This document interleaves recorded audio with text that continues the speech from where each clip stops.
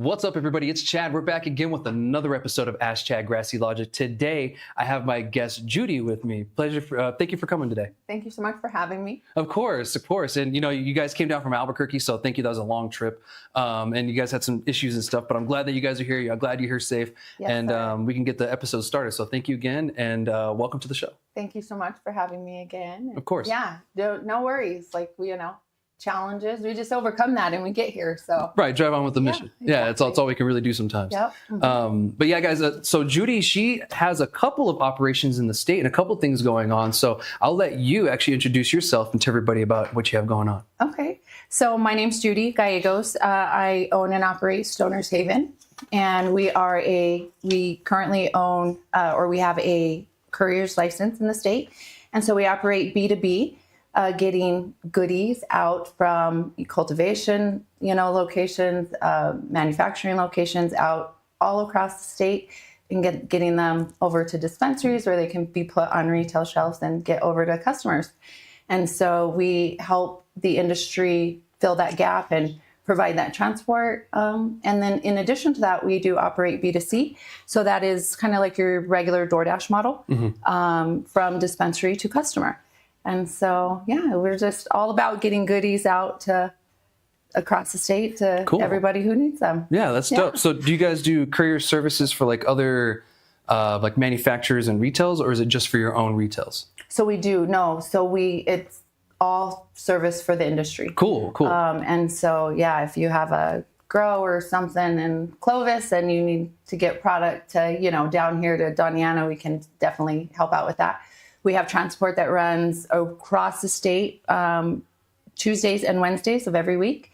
And we operate off of a 24-hour basis. And so, so we pick up goodies in the morning, and usually by end of day, they are dropped off where they need to go. Cool. And that's great to hear, because that's a service that we really need in the state, and that's something that they provided, but not many people filled that gap. And I'm glad that you did. And we only have a handful in the state that are actually doing that. So that's great that you guys are doing it. Thank you so much for filling that void too, because it was much needed. I definitely, I had several people reach out and they're like, are you willing? Initially, I had helped provide some infrastructure to some contractors that were in the market at that time. Unfortunately, they left the market, and I had people that were still reaching out. Hey, I have product that needs to get over here. Can you help me? And so we're here to fill a need, any need that that any gap that's needed to be filled, we're here to fill it. So that's cool. Any way that we can help. Yeah, dope. And, so here in the South, we deal with the border checks, so for the customers that are kind of worried about that or kind of wondering, how do you guys navigate around that? So we do have, definitely an operation that takes place, right? We want to make sure that we, I'm trying to use proper wording. Yeah, of course. Yeah, we don't want to use the wrong ones. We take proper precautions to get through and everything like that. My main goal is, whether you're in Doniana County is the only county here in New Mexico that we really have the issue with. And so I think that it is travesty for the business owners who opened up shop here in Doniana that they have these challenges that they have to overcome in order to get their product outside of Doniana County. And so that's really what we are, about. That's what we really want to help out with. So that way businesses can operate just like businesses do in every other county in the state. Yeah. And so I won't get too into, our model or process or whatever have you, but we're here to definitely help out with that in any way that we can. Yeah, because I know I'm going to get people that are asking me questions. Well, what are you going to do about that? And there's only so much we can do, because it's a federal thing, and it goes to that far. We're all taking a risk down here. That's something I talk about on the show a lot. I have my manufacturing down here in southern New Mexico too, and I know a bunch of other people. We actually rely on Sunland Park a lot for us to get our product out, because we're kind of trapped here for the most part without services like yourself or us being like, okay, are we going to chance it today? Are we going to try to go up there? So it's great that we have a Sunland Park outlet, so that way we're not as at risk, because there's nothing we can do. And the state's tried, different things, and different businesses have tried, but we understand the risk down here in the South. But luckily, we have businesses like yourself, and then, like I said, Sunland Park, to really fill that gap and void. It's unfortunate because that also means that northern brands have I wouldn't say have a hard time, but they're fearful of coming down here too. So we have this weird separation of products in the state where it's like North and South, where the South has like this niche product and the North has some niche product. But we don't get to really, mingle together because of this border check, and it's unfortunate. So I'm really curious to see what happens when, Texas goes legal, because that border check's not going anywhere. No. What's going to happen and how the shift is going to happen, because once Texas goes legal, areas like Sunland Park, Hobbs, Carlsbad, and, those areas are going to dry up and very quickly once the sales start. Yep. But I'm curious to see what happens. Some may shift, to the Texas model too as well, and maybe stay this way, or hopefully by then maybe the federal government will figure something out. But I just wanted to ask that question because I know I'm going to get so many people asking me that same question. I was like, I might as well just ask her. So thank you so much for the answer and everything. And for those watching, there's only so much we can do in the state. I have to explain that to people all of the time. I'm like, guys, there's only so much we can do because it's a federal thing, and that falls into that federal jurisdiction. So we're just kind of trying to figure it out from there. And of course, people have, many other ways, and there's been many other ideas, but having the transport part, is a huge burden lift off of, a lot of local businesses. So those of you who are watching locally, hit them up if you guys want some transport stuff up north, because, I think it's time that we try to at least get our stuff up north more. And some people have done it successfully, but others, they refuse to do it. I'll talk to them. They're like, no, I am not sending it up north. Like I can't. I'm like, damn, that sucks. Cause that means we're not able to try each other's stuff like we should, like the other craft stuff. So it's cool that JJ's World, he makes it down here at JJ's stuff. So that's cool. Yep. But you don't get like the Southern brands up there sometimes. So, that's unfortunate. Well, and just like you said, it's definitely, we don't ever cross at the same time. It's definitely, a process, but it's something that I think can be I think everything is figure outable. So, we just put our heads together, and I have, a loss prevention officer that he is on every single time, every operation, we'll call it, right? He's in there in charge. We make sure that things are double back sealed, and we're take as much, as much of that risk away as we can. But just like you said, there's going to be risk. If there was a seizure, obviously, things would be confiscated, like our vehicle product. I often am the one that is making the crossings for the, for the company, of course. And so I fully understand the risk of that.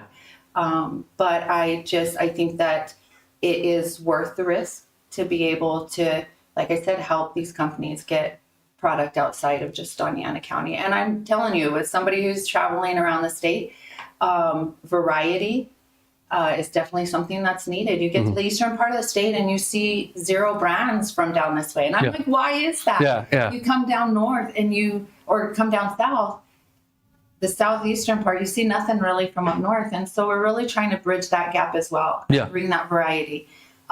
So because I'm a full believer in everybody does better when everybody does better. So. And right now a lot of people are like, oh, every store has the same stuff. And that's one of the reasons why. And I tell people this all the time. There's never one reason why something happens or why something is. That's just one of them. And we could probably fix some of that and fill that gap, if we could do that, because it's unfortunate that there's some micro brands I want to try, like some smaller mom and pop, brands I really would like to get my hands on, but I can't. Or you're driving through that area. Or when I'm in Albuquerque or I'm doing something in Santa Fe, I'll stop by. I'm like, oh, I get to do it. And it's like a little treat.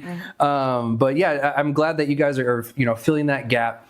And you're following the rules. Like the state lays out a lot of rules and stuff on what you need to do. And if you follow those rules, a lot of the times you're going to be able to get through because of the way that it goes. So that's cool to know that you guys are actually following the rules. Because I've known some of the transport in the state, and I'm like, I don't know if that's legal, man. Like some stuff that other people do. So it's good that you guys have all that precaution, and that makes customers feel better too. And guys, not only are you taking a risk, they're taking a risk too with their business and everything too. So this isn't just you at risk and everything. So I really thank you, and like that's some cojones. It is really a pleasure. We serve some amazing people within the industry. Yeah. And like I said, we're sending out samples. So, if you have cultivation, manufacturing, you want samples to be sent out throughout the state, right? We have a process that we can do that. And, make sure we want to kind of roll up to dispensaries and be like, what do you need? Do you need edibles? Yeah. We want to be the guy in the 80s, like with the, coats. It's like, what are you needing? And I know a guy. I'm your pusher. Because we do, like I said, we show up to some places and, they're like, we only have like 2 brands of edibles, or we want some more variety in here. And so any way that we can support the industry, we're down to do.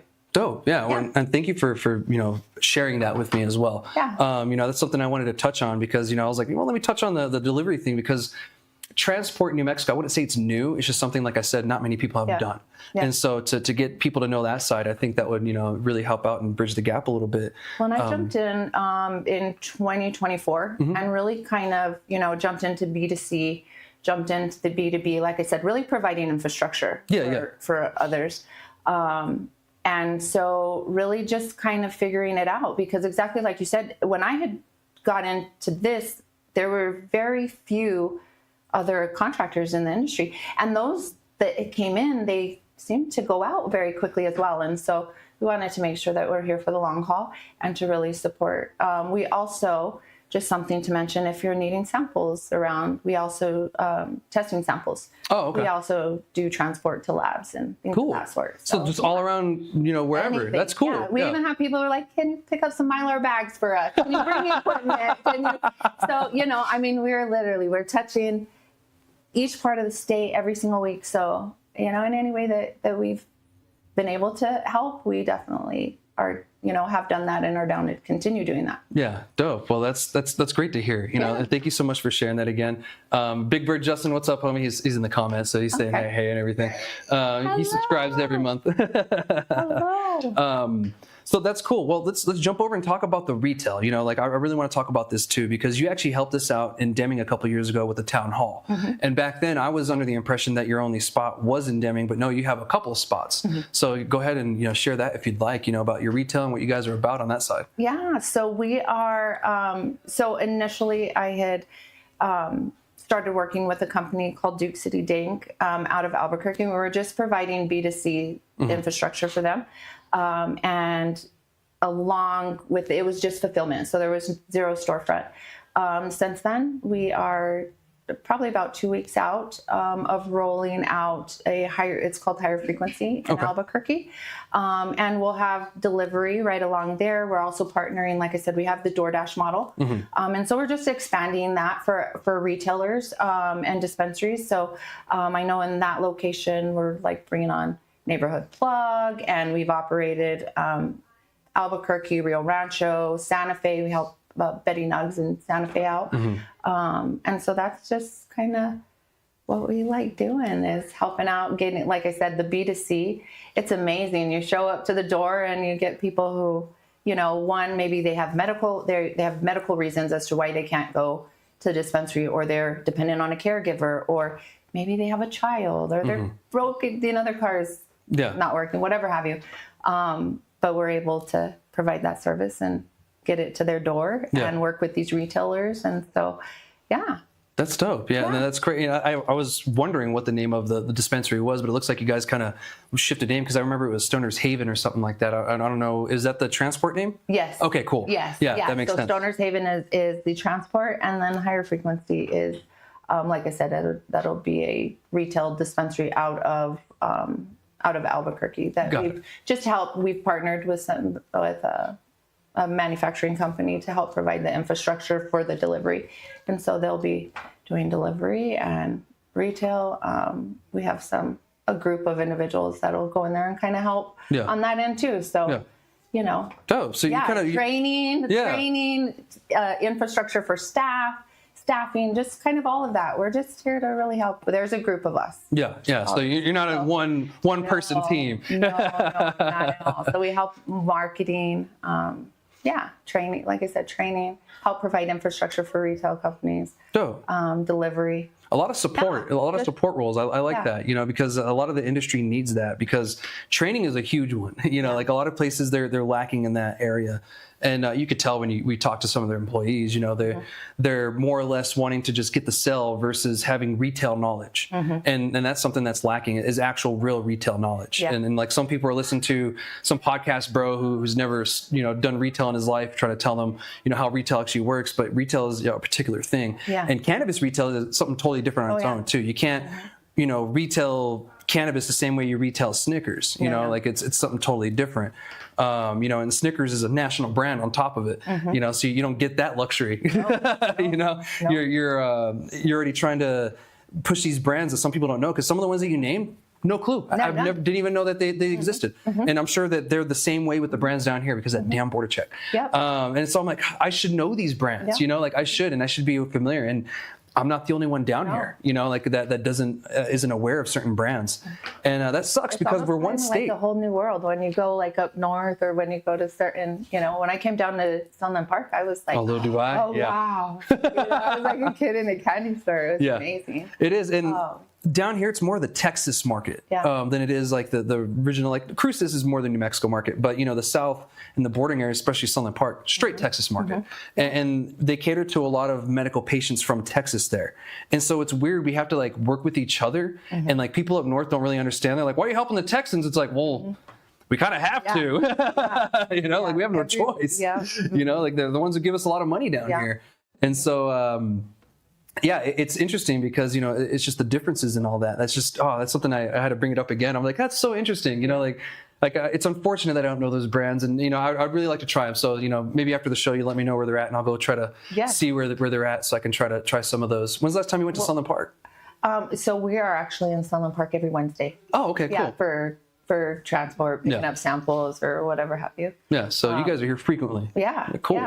Yeah. And the cool thing is, when we were talking about the B2C, and kind of being there in Albuquerque, I think that model is definitely something that's needed everywhere. I would love to definitely bring that here to Las Cruces. I think, like I said, I think the medical population here in New Mexico that we serve, and post-COVID, right? So it's needed. If you can have your prescription drugs dropped off to your door, and your, spirit and wine, or, your wine and spirit, beer, whatever that, you should be able to have your cannabis delivered to as well. So I agree. I think sometimes that kind of helps with just brand notoriety, right? Because like in Albuquerque, I think we serve like a 20-mile radius. So people who normally wouldn't come to maybe a certain dispensary, but maybe you've heard of them, or they're like on the other side of town, we help provide that service. So that's interesting. Because Albuquerque is a big city. It'd be essentially if El Paso had the same thing, because to believe it or not, within 60 miles of Las Cruces is 3 million people, more than the state of New Mexico. It's just most of them aren't New Mexico residents, so like they have to find their ways of getting cannabis the way they do, or they pay the taxes. And so that's interesting to hear that. It's like, if El Paso had that model, they would do the same thing, because East El Paso is far. It's over an hour away. From here, like over an hour and a half. And so that would be needed, and like to go across, because in Albuquerque, 30 minutes, 40 minutes sometimes, depending on traffic. And if your favorite product is over here and not over here, then that would help you out, especially the elder patients. Do you have a lot of elder patients who use that service? We do. But I didn't want you to feel bad about not knowing. Oftentimes we just kind of stay in our little bubble. And we don't go outside of that. Especially, for out of convenience. So, and especially this me being is a way South, that you can maybe, this service will be a way that maybe people can try a variety of things, or try a new dispensary, or whatever have you, that maybe you normally wouldn't, or even if it's outside of your normal travel route, it's okay, because we'll bring the travel to you. Because there's even like Silver City grows. They put out some really good cannabis, and sometimes they have a harder time getting over here. Don't get me wrong, it's only 2 hours away. But getting over here sometimes is the hardest part. And so having that service would free them up to do certain things too. So, and they watch it too. So I'm sure you're getting people hitting you up and stuff like that after the show. Well, we welcome it all. Awesome. So what are the things do you have working on? Or do you have in the works?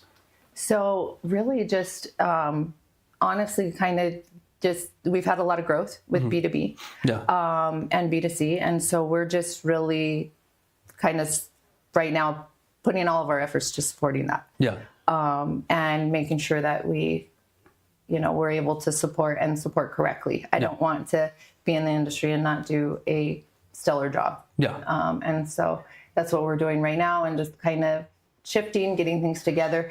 You know how it is initially, you set out a plan and it's like, this is what it's going to look like. And then things kind of, you have to change and adapt. And so to better serve, we're kind of moving some days around as far as pickup days, drop off times, just to make sense to get product from like here all the way to the eastern side of the state within that 24 hours. Yeah. And so we're just currently kind of ironing all of that down. We're working on hiring regional drivers as well to help with that B2C. And so, yeah, that's kind of a big focus right now. No, it is. It's a lot of logistics. Yeah. And then, of course, we have a podcast up in Albuquerque that we shoot. And so we just bring people within the industry, ask them to come together and break bread, and then we just kind of sit and talk. And we go over everything from cultivation to manufacturing to just health, wellness, and just sit and have real life conversations. Yeah. And how cannabis has kind of, played a role into where we currently are, or whatever have you. And so, yeah. Dope. Yeah, and I like that.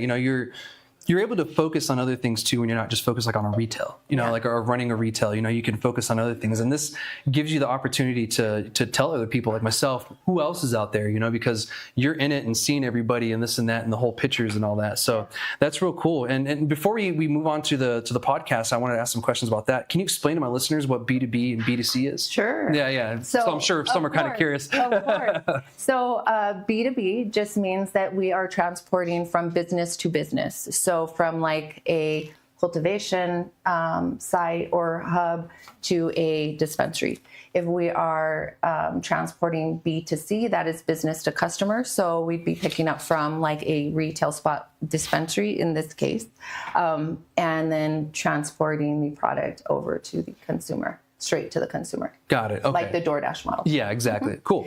We do have, it's really easy peasy, right? We have a payment processing that's attached to it. So we have a dispatcher that reaches out to the customer once an order is placed. They send a cool little link on over to them. So there's no like handhelds at the door. They get to pay for it in the comfort of their own home. And then we just drive over to the fulfillment center or the dispensary, pick it up, and head on over to the customer. Easy peasy. So we've tried to really, like I said, we've tried to iron out all of the challenges that have been there up to this point. And you're kind of creating the model at the same time. Yeah. Like you're creating it as you're flying it, like creating the plane as you're flying it or building it. And that's a challenge. And so, I commend you for, all that work and, like creating something that hasn't been really done yet, cause you're taking that, like that DoorDash model, and you're kind of taking parts from it and that work and, applying it to here. And that's great. Believe it or not, so like I said, in 2024 is whenever it started, moved up. So had somebody reach out and say, hey, I'd love to provide this service. Can you help us out? And so it was in Albuquerque, and I'm actually from Deming. Okay, and so it was like, okay, I guess I'm moving up to Albuquerque. And so made the shift, and, started doing this. And so, along the way, it's been exactly what you said, like, learning, okay, this doesn't work. We don't want to do this. Yeah. Handhelds, for instance, right? Yeah. That was where we are delivering in Albuquerque and, sometimes going into some of the roughest neighborhoods in the city. And so having a little handheld and, having that time on site, finding the links and being able just to send that and know that drivers are, the reduced times and stuff like that. Those were little changes that we had to learn along the way. Yeah. What worked and what didn't, and what those best processes were. Yeah. So, yeah. And then something I noticed is, your Deming accent went away because I've noticed that people from Deming say Deming a particular way. Mm-hmm. It's like dimming or something like that. And I noticed you said Deming. I was like, oh, you've been away for a while. It's been a couple of years now. Yeah. But whenever I had initially moved to Albuquerque, I was like, okay, like I said, I just want to throw myself into it. It was like, how are we going to make this work? And so I actually DoorDashed. I did. Yeah. We didn't have it in Deming. Yeah. So, but up in Albuquerque. Interesting. I didn't know that. Yeah, at the time, 2024. Yeah, it wasn't. I think there might have been like 1 or 2 DoorDash drivers there. Don't call me if I'm wrong, just in case I'm wrong. But when I went to Albuquerque, I was just like, you know what? I got a DoorDash. I got to see, what this is like. And so, yeah. Especially in a bigger city and everything. Because I mean, here in Cruces, we've had that for a while too, and everything. So that's interesting because in Alamogordo, that's where I'm from originally, is Alamogordo. Okay. And so they were the same thing. They're probably a little bit bigger than Deming. So they didn't have DoorDash right away or any of that. Usually when something like that comes out, Alamogordo doesn't get it for years, or, it just doesn't happen for years just for the fact it's a smaller town. Yeah. So I totally get it. When you go to that new place, you're like, I got to see how this works. Yeah. And I did that for a little bit. I was doing, when I first moved to Cruces, like over 12, 13 years ago, whatever, I did do, I think like Uber Eats or something like that, or Uber. I did Uber is what I did for a little bit, and I was picking up drunk college kids, and I was like, man, this is wild. I don't think I like this, but I get why some of y'all do this. Well, for us, it's amazing. Yeah. Like I always say, I love working with the customers. Yeah. And like I said, like you show up and they're so happy to see you. Yeah, yeah. You like made their day. Yeah. It's amazing. Well, we serve a great population. You do, and you're releasing a lot of burden off those people too. So when they see you, like, oh, thank God, I don't have to worry about this anymore. Yeah. You show up to the house with the mom who's just like, it's like 8:00. She's like, please don't ring the doorbell. The kids are down. But she's like, thank God you're here. Yeah. So, I've also had, I had one guy, he was like, please, he's like, meet me, a block away. He's like, my parents are religious freaks. Please don't knock on the door. And so we've had a lot, it's been full experiences as well. Yeah, that's cool. You get to experience, not just the retail side, but also the customers without having to be in the retail. That's why I say that's the best part, is to be able to provide that infrastructure and really help out where it counts. And yeah, because I mean, the delivery person, they need to be just as caring as a bud tender would be, or a good bud tender. There's many types of bud tenders, but they need to be just as caring, or if not even more, because you're dealing with taking something to someone's domain, their personal space. So it's cool that you guys are taking a lot of precautions and making sure that the respect is still there and everything. Like the parent telling you, hey, the kids are asleep because you're not ringing the doorbell. Some people tell me that they disconnect their doorbell these days, so that way they don't have to worry about it, which is smart. So sometimes that doesn't even work. So that is smart. Yeah, it is, right? Yeah, I'm like, why do you need it when you have like rings and all this other stuff? So we've had a couple that'll be like, can you drop it? Just like DoorDash, can you leave it at the door? I'm like, no. Yeah, we can't do that. We have to physically and check ID. We have to see you, and so. There's ways to do it. I think that was also. I think initially when the industry broke out, I think that it was that, right? Like kind of maneuvering compliance along with it. Yeah. And so, but like I said, there's ways that can be done, and we're doing it. And yeah. No, you guys are doing a great job, and I wish you nothing but luck on this front and everything. And, I hope nothing but great things from this, because this is something that the industry has needed for a long time. Thank you so much. Yeah, of course. And, I'm glad that you guys are doing this, and you're going balls to the wall with this. So I dig it. Yeah, we are. Dig it. But before we move on to the next, conversation and everything, is there anything else that you want to talk about or bring up? I don't think so. I think we covered it all. I just really want to say thank you so much for having me. Of course. I was like, yay, we could go hang out. Like I said, we had the town hall thing, and I didn't actually get to meet you in person. So yeah, that's fine. It's been lovely. I appreciate the help, though. That helped a lot. We were able to get the location and not worry about that, and worry about, getting there and stuff. So anytime. I appreciate that. Yeah. Anyway, don't hesitate. I won't. I for sure won't. We're going to have you on the Greenhouse podcast as well. So we'll have to have you up to Albuquerque, and yeah. Okay, I'm down. Maybe in the next couple of weeks we can do that. Sounds good. So that sounds dope. So we're going to move on to the next conversation. Thank you so much for that, and sharing the great business stuff. And this is my first time actually having a delivery service on the show, so it's really cool to have you on. That's why I had so many different questions. Yeah. Is because I know I'm going to get the questions after the show if I don't ask them here. So if you guys didn't hear it, go ahead and hit rewind, watch it again, and that way you can get the answers that you're looking for. So thank you so much, and we're going to move on to the next conversation. Now, this next one, I've been seeing a lot of this, and I guess I wouldn't say a lot of it. I've been seeing a lot of articles on this next topic, and it has to do with people in the military using cannabis so they don't get deployed or they don't have to go to Iran or go to war whatsoever. I'm seeing that, and it's funny to joke about it, and like I'll laugh about it with my buddies, but in reality, you don't really want to do that. Yeah. And, like, I don't know if you have any experience with military or anybody in your family. Do you? I'm sorry. I do. You do? Oh, cool. Yes, I do. My father was a Marine vet from Vietnam. Oh, cool. Well, thank you for his service. Yeah, I appreciate it. Tell him that. Thank you for yours. Thank you. Appreciate that. So you understand, like where I'm coming from with this. I'm sure he's talked about, certain things. Yeah. In the military, drugs is highly frowned upon and, super illegal. And you do get kicked out if you end up using an illegal substance. The only time it's okay is when your doctor prescribes it, like a military doctor. And so, yeah, I know, right? Or a regular doctor, whatever. And it's not like medical cannabis where it's state legal. It has to be actually federally FDA approved, all that stuff. So I ran into this and I was like, oh no, please don't tell me troops are actually doing this. So I joined the Army in 2008. And if those of you who are watching or anybody in the room who doesn't know, in 2008, there was a surge. We were sending a ton of troops over to Iraq and Afghanistan at that time.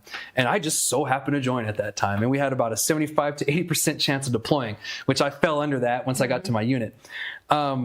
So there was guys who, one, either didn't care, two, wanted to get out, whatever, because I served with a bunch of different dudes with hand tattoos, neck tattoos.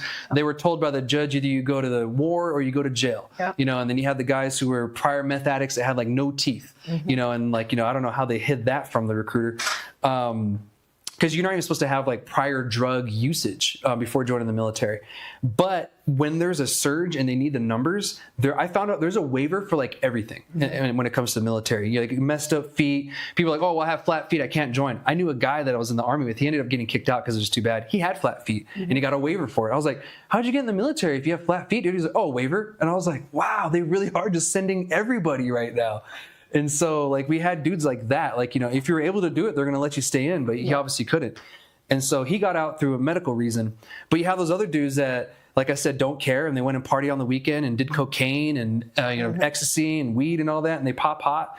Those guys usually don't care and they don't care what happens to them. But the ones that do, they're trying to do this so they don't have to go to war thinking that they're just going to get kicked out when that's not the real thing that's really going to happen. So in peacetime or when we're not in a conflict, they'll normally just kick you out, give you a dishonorable discharge, and your life becomes a little bit harder. Yeah, send you on your way. And to be honest, your life does get a little bit harder. No VA benefits. That means no GI Bill, no housing stuff for like your house loans, and no compensation if you come back and say you went overseas and you have issues and you want the military to pay for it. And your disability benefits. Yeah, your disability benefits, everything, all that's gone. You don't get any of it if you're dishonorably discharged. You're free, but you're struggling. And even when it comes to certain jobs, sometimes they'll look at that too. I mean, like, you got dishonorably discharged for what? And then sometimes they're okay with it, sometimes they're not. But that looks just as bad as like having a felony sometimes on your record. Then if you have a clearance, I had a top secret SCI. I was intel. And so I had a very high clearance. And so if I had gotten in trouble, they would have taken that on top of that. If you lose a clearance, just a clearance, that looks terrible on your background. I've known people who've lost their TSs and they're, to this day, they have to have like their own business because they can't find a job outside of what they're doing. And that's unfortunate. So if you're okay with all that, cool. But we're in a time right now where there's a conflict going on and it looks like they need the numbers. They just upped the limit for age to 42 in the Army. And so they did that when 2008 when I was in. So I was like, what this is telling me is all they're going to do, if you get popped for drugs right now, they're going to keep you in. They're going to take your rank. They're going to take your pay and they're going to put you on extra duty, meaning you're going to work beyond what everyone else is working. You're probably going to work till like 10 p.m., 11 p.m. at night and then have to go back to PT at 6, 7 in the morning. And so they're not just going to do that stateside. They're going to send you overseas and do the same thing too.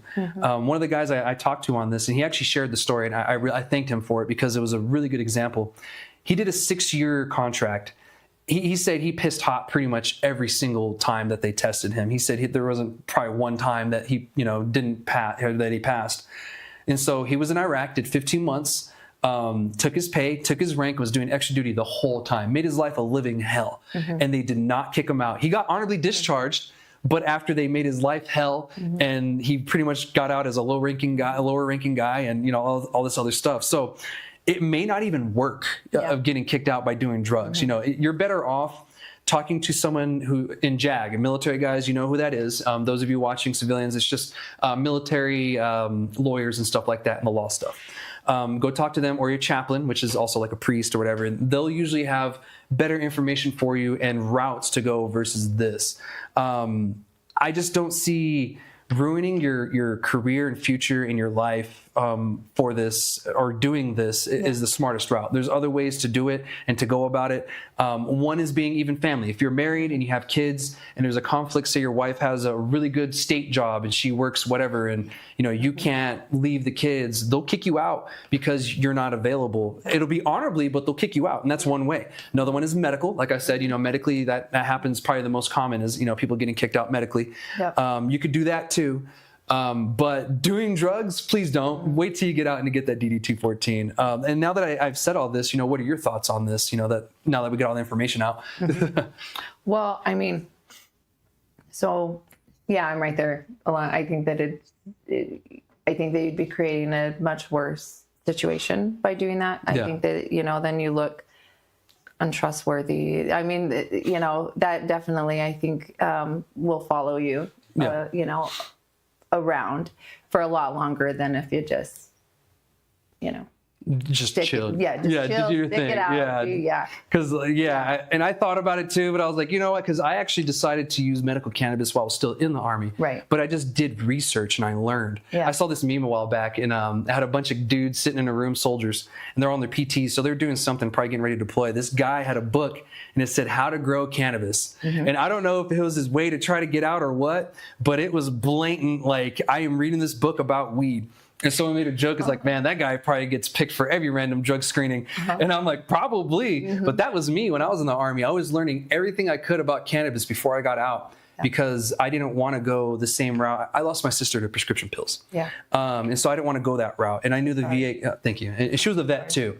And so I knew what they were going to do is the exact same they did to her. Is just, throw pills down my throat every chance they could get. And they still kind of try to do that. And I just tell them no. So I said, I'm going to go a different route. And I started looking to what other avenues there were once I got out to figure out how I can deal with this. And New Mexico was the only state at the time that offered PTSD or cannabis for PTSD. And so that's what sparked my mind. I was like, what? And so from the time I got back from Iraq pretty much to when I got out, I was researching. And by the time I got out, had my DD-214, I was able to do it. I was using cannabis, but not while I was in, because that just wasn't smart. I had a TS-SCI, and I had a lot ahead of me. I was only 25 when I got out, so I was still very young. And so it made no sense to me to do something so foolish because I was just mad at the decision I had made, and I get it. Some of you, whatever your reason is to get out, I don't care. I'm not going to judge. Y'all have your reasons and your feelings, but if you do decide it, just do it smart. And, I'm only saying this because the last thing I want is to, as a troop, to get out of the military, and then years later they need help and they can't get it because of the decision that they made. I don't want y'all to have to go through that. And this may be funny, this may be a joke, we're laughing about it and people are like, ha, that's great. And I look at the comments, but I want to scream at the top of my lungs, please don't do that though. And it looks like a lot of troops are already doing that. And so we're going to see in the coming months what actually comes from that. But for the most part, if they are going to up the numbers for the military, more than likely those people are still going to be in. They're just going to have less rank, less pay, and they're going to be working more. So if you have somebody in the military that that's currently active duty, and they're young, whatever, have them watch this episode. If they don't listen to you because you're not a vet, have them watch me because I am a veteran, and I'm telling from experience, what happens when you do certain stuff like this. And this is backed up by other veterans too that I've spoken to. And I made a post on it, and other veterans commented on it, like, that's not a good idea.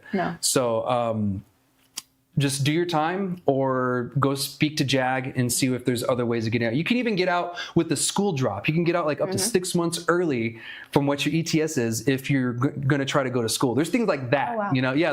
There's many different ways you can go about it. There's even certain pregnancies will get you kicked out of the military too, and stuff like that. Especially if you have the family issue, where you have nobody to help take care of it. Say you don't have a parent you can send the kid to. They're most likely going to kick you out because because like, well, if you have no one to take care of your kid while you're deployed, what's the point of us having you in the military? Religiously, is there any, do you know if there's any?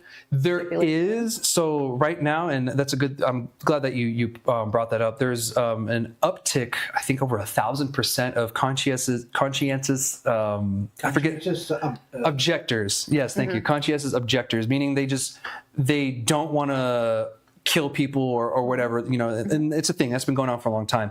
That has been an uptick about 1,000%. So we are seeing people going a different route already, but then we have the other people who may not know what their options are going this route. Yeah. And what it is people are just desperate, in a desperate time. And when you're freaking out, like the 82nd Airborne, they just got told they're deploying over 2,000 of them. And that's over in North Carolina. No, it's 101st. The 82nd, they just got, orders to deploy.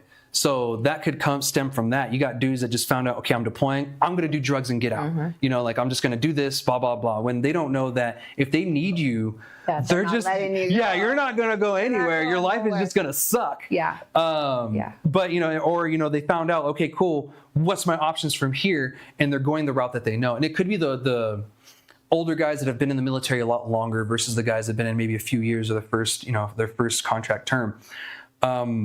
Whatever it is, they are using other methods. I just hope those troops are also talking to these troops that are either thinking of or trying to use drugs to get out. I hope they can console them, because as a leader in the military, you are supposed to do that. The people that are under you, lower ranking, you are supposed to help them out and mentor them.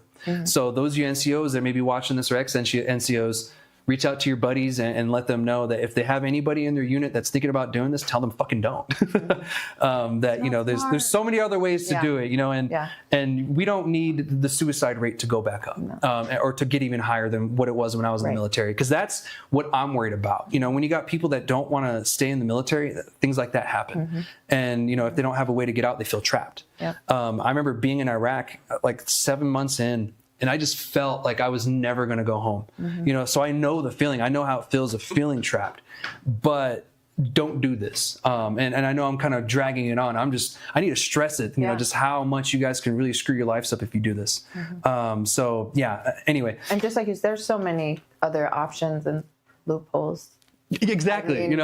Like the school drop one. And that's something that not many even people in the military know about, like I've learned that through some other way. And there's chapters that I have no clue about. JAG, the law people will be able to tell you exactly what those chapters are and what you can do. So hit up your local JAG representative, make a meeting, and then stay away from illegal substances until you get your DD-214 and you're out of the military. That's my suggestion to y'all. You can follow it or you don't have to, but I don't think putting your benefits, even your education benefits at risk because you don't want to go to war, make that decision. You don't want to be the deciding factor. It just worries me that there's so many young people that are going to try to do this. So it's an impulsive decision for a long-term effect. It's a short-term fix for a long-term issue. There you go. Yeah. You said it wonderfully. You put it in my mind. I was like, oh, okay, I know where we're going with this. There you go. I appreciate that. But if you don't have anything else, that's all I have for this one. If any of you are watching or active duty or curious, hit me up, dude. I love talking to my troops. I love, answering questions. I know sometimes I will get active duty people hit me up on some questions about when they get out. So if you are a soldier or whatever, I don't care what branch, Space Force, whatever, hit me up if you're curious, and I can maybe I know some people in the military, you might maybe be able to help you or something. But yeah, you do have other routes, and a dishonorable discharge doesn't have to be one. No. So that's all I have for that, and I hope that something good comes from this and not something bad, because like seeing that was very alarming. I was like, oh no. Please don't. I'm like, oh, please don't do that. And then people are promoting it like, yeah, do it. And I'm like, no, don't tell them to do it. Oh my God, this is terrible. So, but yeah, anyway, I'm going to move on to the very last topic that we have today. Now, this one, I'm more or less just informing you guys of what's going on. So I've informed my listeners throughout the time. You all know that Schwazze in the state was, in hot water. They were losing a lot of money and they were up for sale. And, one company did buy their debt, because that's how it works in the cannabis industry. Since we can't file for a lot of things, most of the time they just buy their debt. instead of like, doing bankruptcy stuff, because we kind of can't, the protections work a little bit differently when it comes to cannabis and the bankruptcy stuff. Even when it came to this, a lot of the stuff is sanctioned by the judge. Like the judge has a lot of say in what happens with stuff like this. So it looks like Viero, which is a Minnesota company, finalized the sale of Schwazze. And what that means is they get, I think 85% of the company, or 86% of the company, excuse me. And then, the stores in Colorado, which I think was 22 in Colorado, 21 here in New Mexico, and a manufacturing in both states. And so they get all of that. And they get to operate under whatever they want. So if you guys aren't sure what Schwazze is or who Schwazze was in New Mexico, our Greenleaf and Everest had been bought by Schwazze right before adult sales started, I believe back in 2021 or 2022. Pretty much, I think like 8 months before adult sales started is when that happened, when they were bought. So they weren't really Schwazze for as long as you would think. It was really on like 4 years. So we'll see what happens with this new company that bought them. I guess they've increased their profits 250% since they've been purchasing different companies, because we're not the only state that, or Colorado and New Mexico aren't the only states. I think they have one, Nevada, Florida, and Missouri. They bought a bunch too. So they're actually the largest MSO in the nation right now. Yeah. So we're starting to see the formation of what could be the first like Bud Light or Coors kind of style of cannabis MSO that we have right here. So once federal legalization comes, they're going to be one of the larger producers and everything like that when it comes to, which was going to happen regardless of what we do.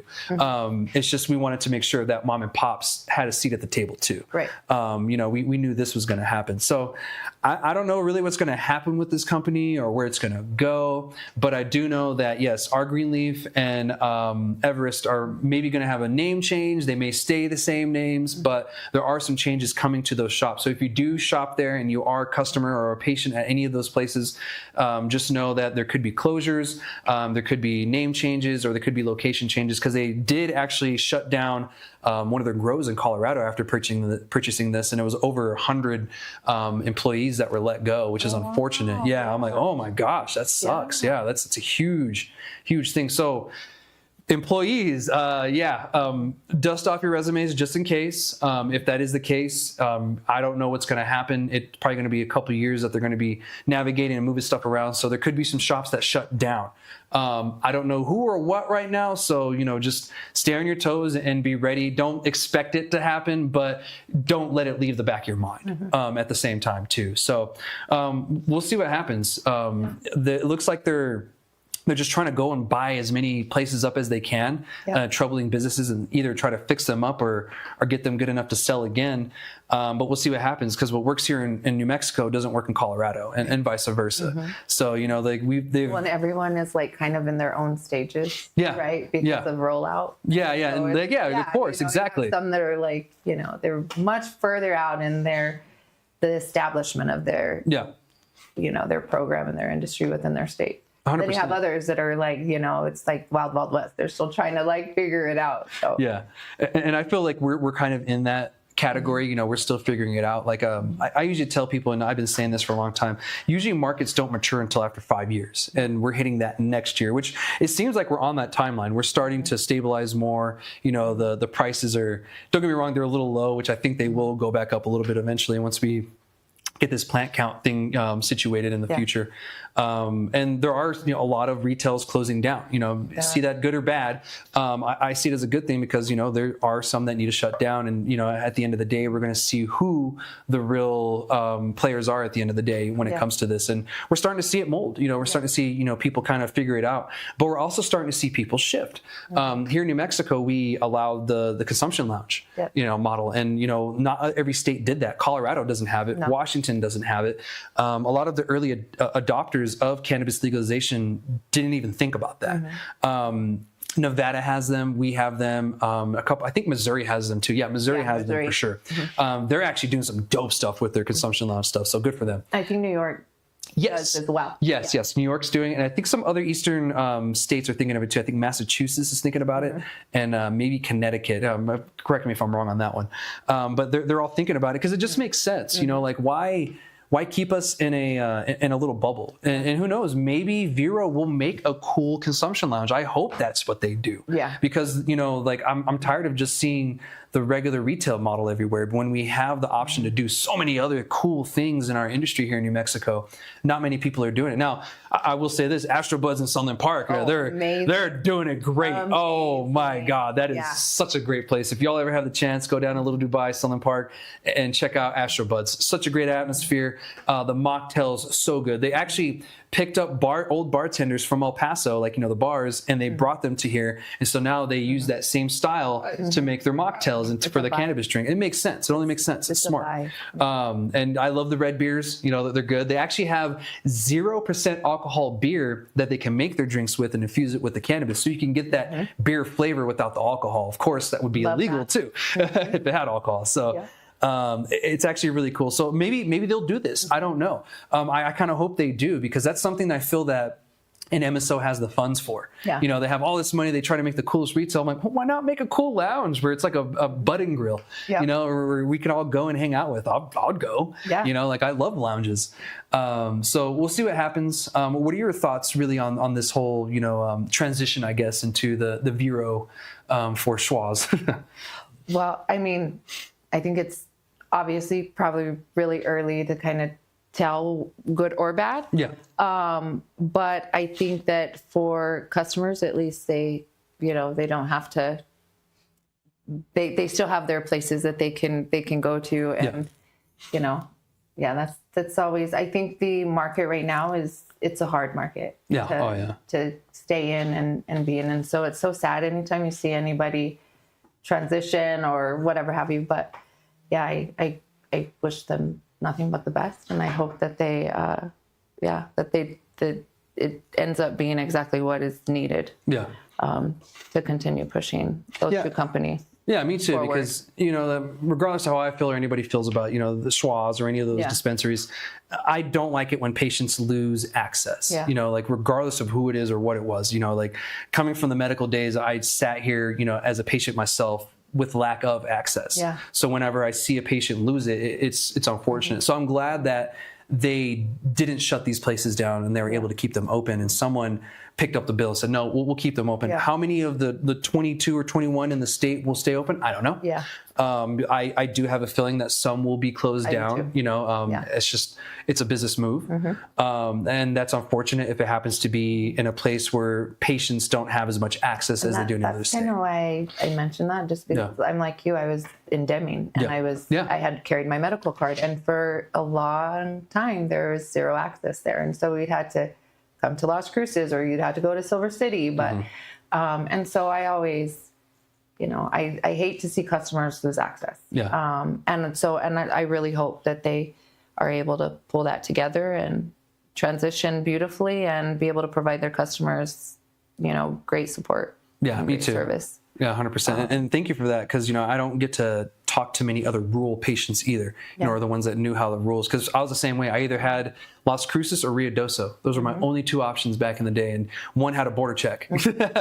And so, the other one, if it was snowing, I wouldn't really want to go up there, especially in the wintertime. So it posed its own issues. And of course, Silver City, they get snow sometimes too, and, not the best weather sometimes. So it's a struggle, and thank you for that, because there was a border check going back that exactly way too. So it's the same thing. Yeah. You and I were in the same boat, and I'm glad that you were able to kind of second it and be like, oh yeah, like that was kind of shitty. Yeah. And so I feel for these patients. I'm glad that you all get to keep your places for now. Yeah. Because I don't know which one's shut down. The staff. Yes. And those are jobs, and so I thinking of it that way. I really hope that it works out.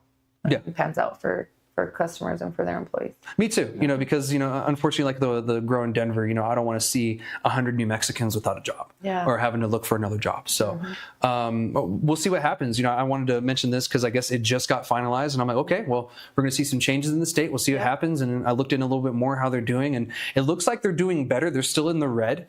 because they've purchased so many failing businesses, which makes sense. But they're not as in the red as they were like last year. So it looks like it's getting better. So who knows? Maybe, you know, them shutting down a bunch of shops is going to be what helps them out in the long run. Or maybe shutting that grow down was what needed to happen, you know, especially for the Colorado market, because that market is interesting in Colorado. That's a whole nother beast. Yeah, that's a whole nother beast that's like slowly changing. Like it's not really keeping up with the times. In Colorado, they're very behind every other state. They were the first, but for some reason they were the first to not change as well when things needed to. So well, and the whole operation is so. I mean, in comparison to what we did in New Mexico, I think it's so backwards. To be honest with you. I mean, not to say that there's not areas of improvement, and there's not things that you know can need to be changed. But I will say I think that New Mexico is by far. I'm proud of what we've done here. Me too. You know, there's certain people that, you know, would disagree with us both, but you know, I love the fact that we didn't allow the local jurisdictions to ban sales, because then we would have ended up like Colorado, where only 30-40% of the cities allow sales in the first place. My dad's from Southern Colorado, so whenever I go visit my cousins and everything, and my aunts and uncles, I have to go to Pueblo because they're in Canyon City. And that county bans sales. And so I can't get any cannabis unless I go to Pueblo. They have medical cannabis dispensaries there, but not recreational, because they ban recreational. So I'm like, this is so ass backwards. Like I can go to a bar here in Canyon City, get schloss, which I did before when in my youth with my cousins, get just hammered and no one cared. But you know, you bring up the weed, oh my God. So I'm glad we didn't do that. And also what it did is it kind of ripped the Band-Aid off for certain people. It's like, look, dude, this is legal and you're gonna have to deal with it. I don't know what to tell you. You know, like I have to deal with you drinking and smoking tobacco and vaping, you know, like you're going to have to deal with me using cannabis. Tough shit. I don't know what to tell you. And for the most part, most people have realized like, oh, well, I think I was kicking and screaming for no reason. It's here. It's not going anywhere.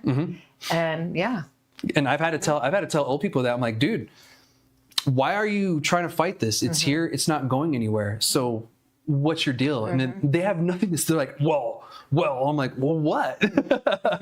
You know, like at least try to understand us versus judge us in the first place. You know, like I'm not running to you because you're drinking a beer and calling you an alcoholic. You know, like don't run after me and call me a stoner or a stupid dumb stoner because I use cannabis. You don't know me or the reason why. So, but yeah, we got a little off topic on that in the end. But I appreciate. But I think it's still great conversation. Yes, we did. Yeah, of course. Of course. No, we don't judge. Of course. Yeah. Like why would we judge when, you know, we get judged all the time? a little bit. Yeah. You know, when I was rolling out the company, and the name is Stoner's Haven. And so I was actually approached by several people, and they were like, why would you name your company that? That's so negative. Yeah. And I said, that's exactly why. Yeah. Because it should have never been. Yeah. And, you know, the stereotype stoner, you know, like you're lazy or not, you know, successful, that's so not what it is in 2025. Yeah. I'm sorry, 2026. Yeah. Hey, I'm like that, and I don't even drink. I don't do anything. I mean, I don't drink. I don't smoke. I'm a loser and broke. Voice from God, everybody. Yeah, I'm lazy. Doesn't have the mic on, but I've been lazy. I've been at work for 12 hours. I'm lazy. And, you know, and I tell people this too. If you're lazy sober, you're going to be lazy no matter what drug you use. You know, and Gino's raising his hand. So, but anyway, that's all I have for this week, everyone. Good luck to that company, to Viero, taking over Schwazze. Troops out there, if you decide to smoke weed while you're still active duty, please don't. And thank you so much for joining me today. It was Thank you so much for having me. Of course. It was so much fun. It was a great conversation. I'm so glad I made it here. And so, Me too. To do this in person versus, Yeah, we always prefer it in person, but, you know, it's a big state. So, you know, it's hard to get everybody in person. So thank you so much. And I look forward to being on your show here sometime soon. Thank you so much. We look forward to having you. Of course. Thank you. And for those of you out there, that's it for this week's episode. Make sure you like, subscribe, whatever you got to do to stay in the know. I'll be back next week with another episode of Ask Chad Grassy Logic. All right, guys, shoots.